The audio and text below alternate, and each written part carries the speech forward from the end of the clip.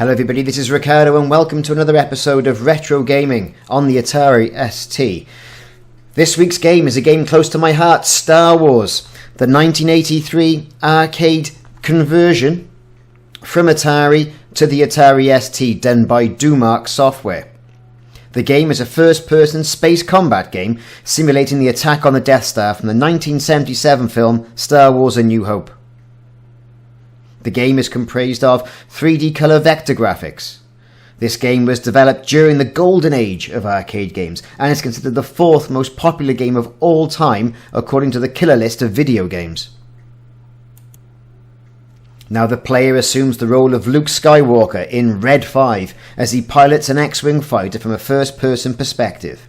Unlike other arcade games of a similar nature, the player does not have to destroy every enemy in order to advance through the game. He must simply survive as his fighter flies through the level, which most often means he must avoid or destroy the shots that enemies fire at them that take the shape of fireballs. Each hit on his craft takes away one shield of the 6 he starts out with, and if he runs out of shields and takes another hit, then the game ends. The player's ultimate goal is to destroy the Death Star through 3 attack phases. In the first phase, the player begins in the outer space above the Death Star. The player must engage in a dogfight with Darth Vader and enemy TIE fighters. You can see Darth Vader on the screen there. Hitting Darth Vader makes him glow and pulse different colours, but you don't actually destroy him, whereas the general TIE fighters can be destroyed.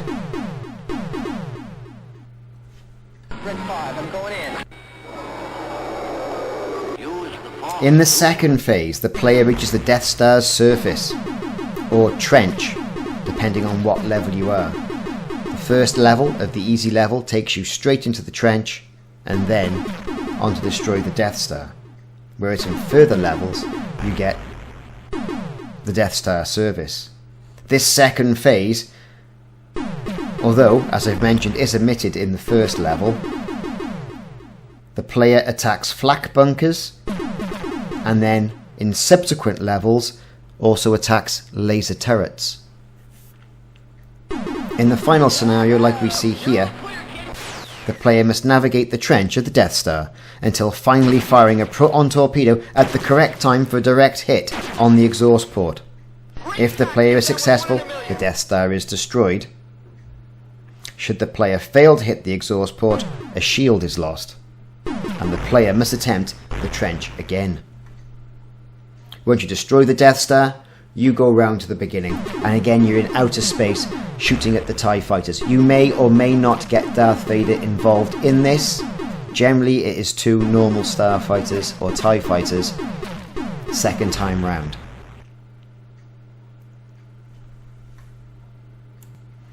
Each successive Death Star run greatly increases the difficulty.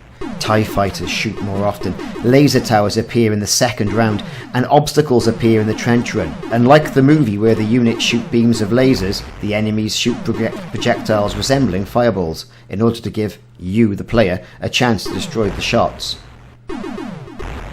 Now home versions. The game was originally designed for the arcade by Mike Hally and was converted by Parker Brothers in 1983 and 1984 to numerous 8-bit consoles and computers. These included the Atari 2600, the Atari 5200, the Atari 8-bit family, ColecoVision, Commodore 64. The home console version of the ColecoVision was programmed by Wendell Brown. The Acorn Electron conversion was by Vector Graphics. The same game was converted again in 1987 and 1988 for the Amiga, Atari ST, Amstrad CPC, ZX Spectrum, Acorn Electron, BBC Micro and Enterprise 64, amongst others. The game was published, as I mentioned, by Dumark in Europe. The Amiga and Atari ST versions are very similar to the original arcade, and they allow the ability to use mouse control and feature digitized sound effects. As we can see on the screen, now there are barricades or gantries in the trench which you, the player, have to maneuver while shooting the fireballs at the same time, and it is more difficult than it would appear. This game, along with The Empire Strikes Back, and was included with Rogue Squadron 3 Rebel Strike on the Nintendo GameCube as an unlockable extra. The game, when it was released in 1983, was extremely popular. Atari produced 12,695 units worldwide. This game, I believe, was one of the defining moments in video game history, and seeing this on the Atari ST and able to play it again, because you can't find these in the arcades any longer, is a rare treat. I remember queuing up myself, waiting to have a go, with my 10 pence in my hand. Now, you won't get a game short of like £3 or £4, if not £5 to play some of the newer Star Wars arcade pods. This gave us one of the first true first-person space simulator arcade games of the era. And what an era it was.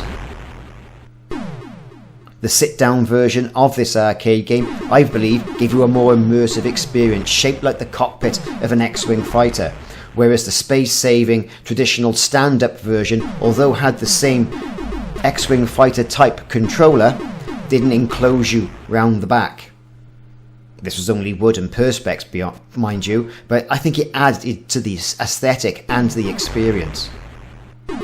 Here on this level, you see, now has the introduction of laser towers, which you shoot the white tops, as well as shooting the red flak bunkers.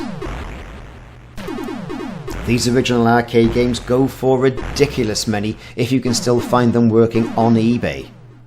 And the last one I saw went for around about £8,000 and was in the Isle of Wight, so shipping would have been a nightmare.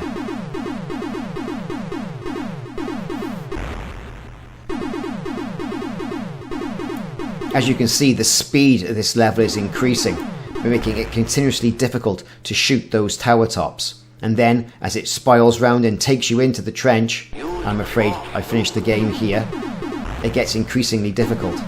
I've been Ricardo, and this has been the arcade version of Star Wars on the Atari ST.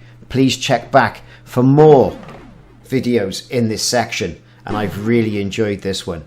See you soon, and thanks for watching.